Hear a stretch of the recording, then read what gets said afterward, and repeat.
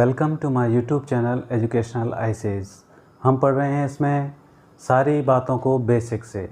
कल हमने इसमें वर्ग और वर्गमूल के बारे में अपनी प्रश्नावली शुरू की है कक्षा 8 की, और अब तक आप लोगों से एक ही बात कहता आया हूँ कि सारी चीज़ें आसान होती हैं, हम उनको आधार से समझना शुरू करें, बेसिक से, या कह सकते हैं बिल्कुल शून्य से समझना शुरू करें।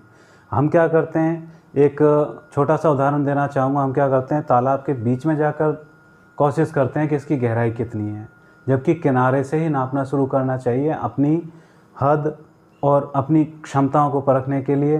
तो वही बात हम अपने चैनल पर लागू करना चाहते हैं कि हम बिल्कुल शुरुआत से और बेसिक से हर चीज़ को समझने का प्रयास करेंगे और आपके साथ शेयर करने का प्रयास करेंगे। तो आइए शुरू करते हैं हमारे आज इसमें 8वीं कक्षा की प्रश्नावली 6.1, जिसमें हम जानेंगे वर्ग की क्या क्या हमें विशेषताएं देखने को मिलती हैं, स्क्वायर एंड स्क्वायर रूट। तो इसमें हम देखते हैं, आज हमारी प्रश्नावली शुरू करते हैं। हमारे पास प्रश्न दिए हुए हैं इसमें कि निम्न संख्याओं के वर्गों के इकाई के अंक क्या होंगे। पहला क्वेश्चन है,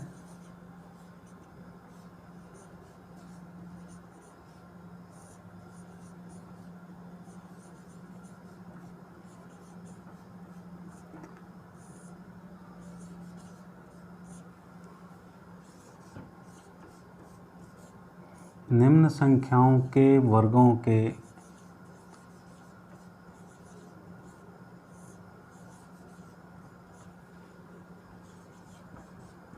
इकाई के अंक क्या होंगे।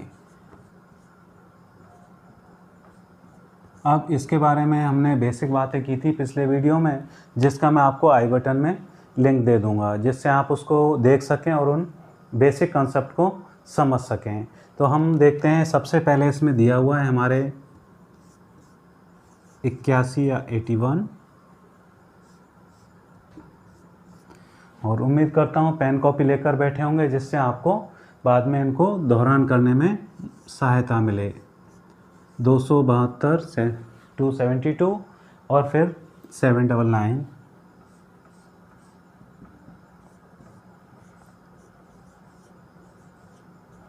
इसके बारे में हमने पढ़ा था शुरुआत में कि इनमें एक थोड़ा सा कोरिलेशन होता है आपस में, वर्ग और वर्गमूल या फिर स्क्वायर और स्क्वायर रूट जब हम पढ़ते हैं।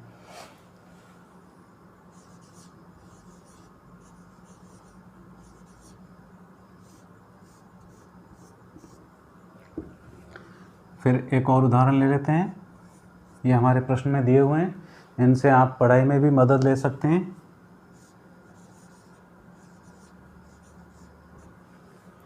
अब इसमें हम देखते हैं, जैसे इसमें इकाई का अंक 1 है तो वर्ग में भी 1 ही आएगा। इसके बारे में पिछले वीडियो में हमने बात की थी। यहाँ पर इकाई का अंक 2 है तो इसमें इसका वर्ग ज्ञात करेंगे 4 आएगा, और 9 का वर्ग ज्ञात करने पर हमेशा इकाई का अंक 1 आता है। इसी तरह से 3 का 9 और 4 का 6 आता है। बहुत ही साधारण से नियम है, और जिनको हम जब शुरुआत से पढ़ते हैं तो ये आसानी से हमें समझ में भी आते हैं और फिर हम इनको भूलते भी नहीं हैं, यानी कि काफ़ी लंबे समय तक याद रहते हैं। और अगर दोहरान कर लिया जाए, जैसा कि मैं आपसे कहता रहता हूँ, 30 दिन से पहले पहले दोहरान कर लो, आप भूलोगे नहीं। आइए फिर दूसरा प्रश्न देखते हैं। दूसरे प्रश्न में हम देखेंगे कि हमारे पास कुछ संख्याएं हैं, तो उनको किस तरह से डिफाइन करेंगे हम।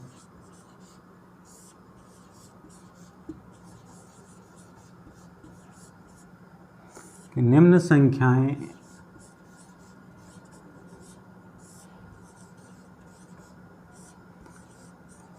स्पष्ट रूप से, यानी कि ये पूर्ण वर्ग संख्याएं नहीं हैं।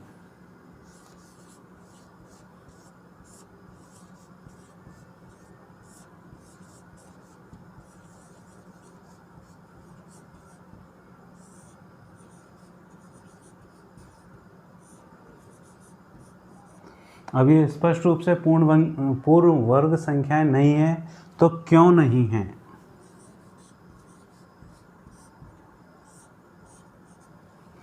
तो ये हमें ज्ञात करना है इसमें क्यों नहीं है। तो इसमें हम थोड़ा सा देखते हैं। सबसे पहले हमारे पास आता है एक संख्या है प्रश्न में,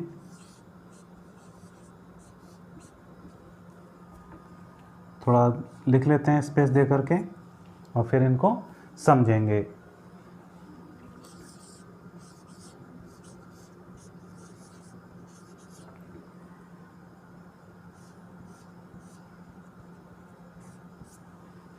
फिर हमारे पास अगली संख्या है 7928,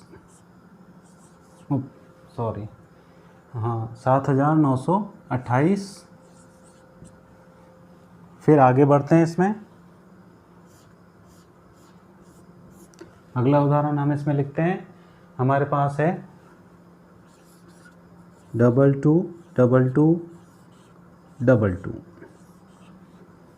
फिर एक और संख्या ले लेते हैं हम इसमें जो प्रश्न में दी हुई है हमारे प्रश्नावली में।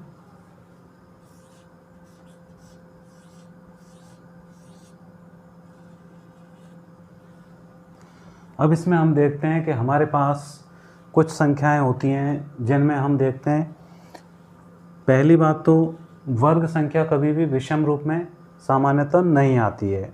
जैसे अब हमने शुरुआत में पढ़ा था पिछली वीडियो में कि हमारे पास कोई संख्या है तो उसके वर्ग में 1, 4, 5, 6, यानी कि जब वर्ग ज्ञात करते हैं तो उसमें हमें ये अंक प्राप्त होते हैं इकाई के रूप में, और 0। अब इसको हम आगे देखें, इसमें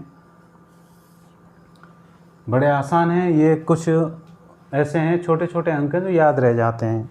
अब इसमें इकाई का अंक 7 है जो हमारे नियम में नहीं आता है, इसमें 3 है ये भी नहीं आता है, और इसमें 8 है ये भी नहीं आ रहा है हमारे नियम के अनुसार, जैसा हमने पढ़ा था। इसमें 2 है ये भी हमारे नियम में नहीं है। अब 0 है लेकिन ये पूर्ण वर्ग संख्या नहीं है, हमारा प्रश्न तो ये कह रहा है। तो इसमें एक उदाहरण देकर आपको बताना चाहूँगा, जैसे जहाँ पर 0 1 होती है तो उसका जब हम वर्ग ज्ञात करते हैं तो उसमें 2 0 आती हैं। उसी तरह से जब 0 2 होंगी और उसका वर्ग करने पर हमें 4 0 प्राप्त होंगी। तो यानी कि विषम संख्या में जब 0 हों तो ये भी पूर्ण वर्ग संख्या नहीं है। तो उम्मीद कर रहा हूँ समझ में आ रहा होगा। अब लिखते चलिए थोड़ा थोड़ा सा, जिससे आपको ये काम देता रहे कि जहाँ पर सम संख्या है उसका वर्ग या विषम संख्या है उसका वर्ग, जैसे 1 का वर्ग, तो उसी तरह से जैसे हम 3 का वर्ग देख रहे थे तो वह हमें 9 प्राप्त हो रहा था। उसी प्रकार से हम देख सकते हैं कि इनमें यहाँ पर इसमें सम संख्या है, यहाँ पर विषम संख्या है और यहाँ पर सम संख्या है। तो विषम संख्या का वर्ग भी विषम संख्या ही प्राप्त होता है। तो इसमें हमें 1 का और 3 का, इनका वर्ग विषम संख्या होगा। अब थोड़ा सा हम देखते हैं इसमें कुछ प्रतिरूप जो हम काफ़ी अपने प्रतियोगी परीक्षाओं में देखकर कहते हैं बड़ा कठिन सवाल था। होते सब आधारभूत बातों से संबंधित हैं और बेसिक कंसेप्ट जब हमारे क्लियर होते हैं तो वो सारे सवाल हमारे लिए बड़े आसान हो जाते हैं। तो इसी को देखते हैं हम। हमारे पास है एक प्रतिरूप है तो उसमें रिक्त स्थान भरने हैं हमें। अगला प्रश्न है हमारा कि निम्न प्रतिरूप में रिक्त स्थान भरिए।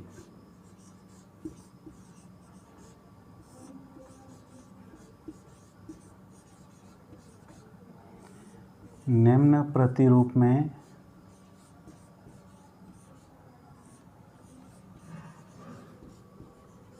रिक्त स्थान भरिए। अब हमारा प्रतिरूप क्या है? सबसे पहले है 11 का वर्ग, सभी जानते हैं 11 का वर्ग 121 होता है। उसी तरह से 101 का वर्ग कितना होगा, हम इसे भी यानी 0 और जो हमने पिछले वाले में उदाहरण पढ़ा था वीडियो में उसके अनुसार आसानी से ये समझ में आ जाएगा।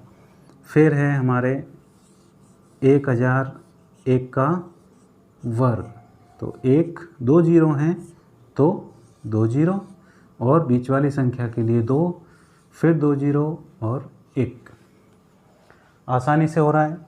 अब ये अगला देखते हैं, इसमें हम प्रतिरूप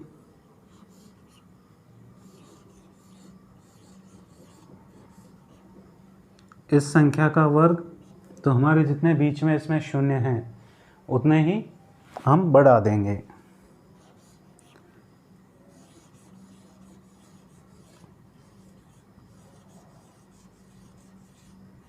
ये इसका वर्ग प्राप्त हो जाएगा।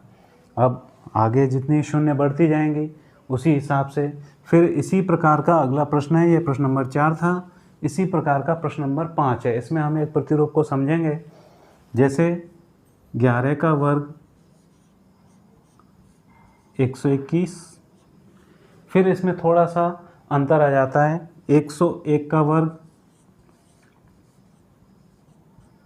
अभी हमने जैसा इसमें किया था यहाँ तक दोनों समान है। अब आगे बढ़ते हैं हम 10101, इसका वर्ग हम जब करेंगे तो क्या आएगा, इसमें सामान्य सी बात है 102030201, इस तरह से हम इनको सामान्य रूप से कर सकते हैं। अब इसी प्रकार से हम 1010101, तो यहाँ पर जितने अंक इसमें एक के हो रहे हैं वहाँ तक ही हमारी गिनती बढ़ेगी और हमारा उत्तर आ जाएगा।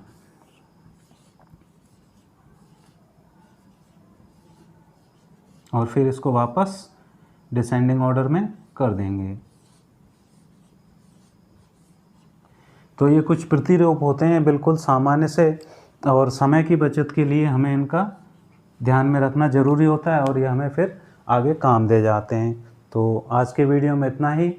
मेरा यूट्यूब चैनल एजुकेशनल आइस में आपसे निवेदन है कि सब्सक्राइब करें और मुझे मोटिवेशन प्रदान करें। Thank you.